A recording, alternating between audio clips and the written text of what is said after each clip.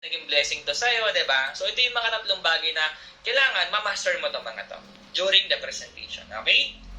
Ayan, mabilis lang si Jel King. So, common questions. Type mo naman dyan, ano ba yung mostly na nakukuha mong questions? Sige, babasahin ko. Pag may nag-i-inquire sa'yo, bukod sa how. Sige guys, bukod sa how, ano yung mga nakukuha nyong inquiry nyo? Para lang makita ni Jel King. How? Network. How much? Ano pa? Sige, may puhunan ba? Ayan. Sige, type mo lang guys para makita ni Jel King. Legit ba to? Totoo ba may kumikita?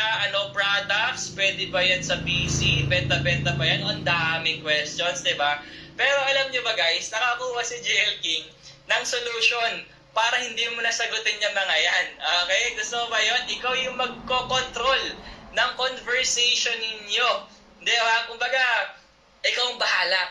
Kahit anong itanong sa'yo, ready ka. Gusto mo ba yun? Bibigyan ko kayo ng script na I believe effective na, pero kailangan isulat mo to kasi baka maging effective din sa'yo. Pwedeng effective sa akin, pwedeng hindi effective sa'yo. So again, trial and error pa din yan. Okay? So yan, simulan natin. For example, yan, ito na yung mga nabasa natin, di ba? Pwede ba yan kahit nasa ibang bansa ako? Paano kikita dyan? Nabasa ko yung mga sa chat box natin, di ba? So ito na siya.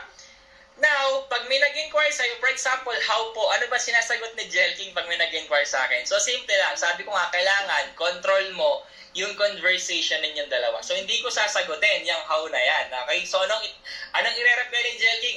I-take down notes mo na to. O yan, hello. For example, hello Carl. May I know first saan location mo, ano work or business? So dito papasok yung profiling. Ibig sabihin, bakit mo kailangan malaman agad to sa umpisa pa lang?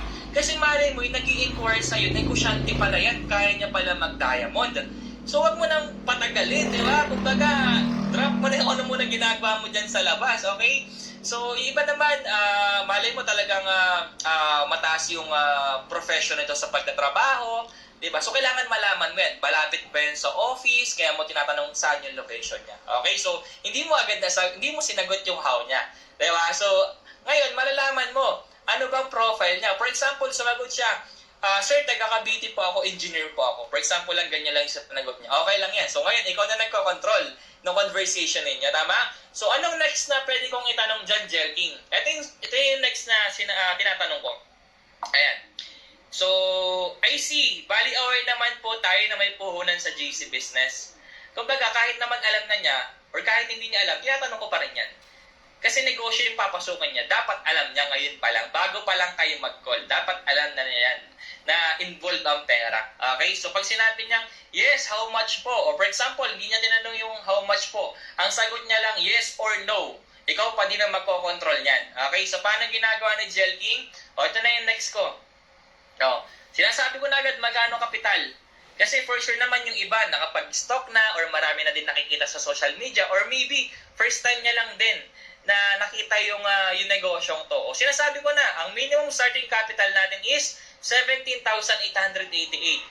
Next question ko, pasok ba ngayon sa budget mo?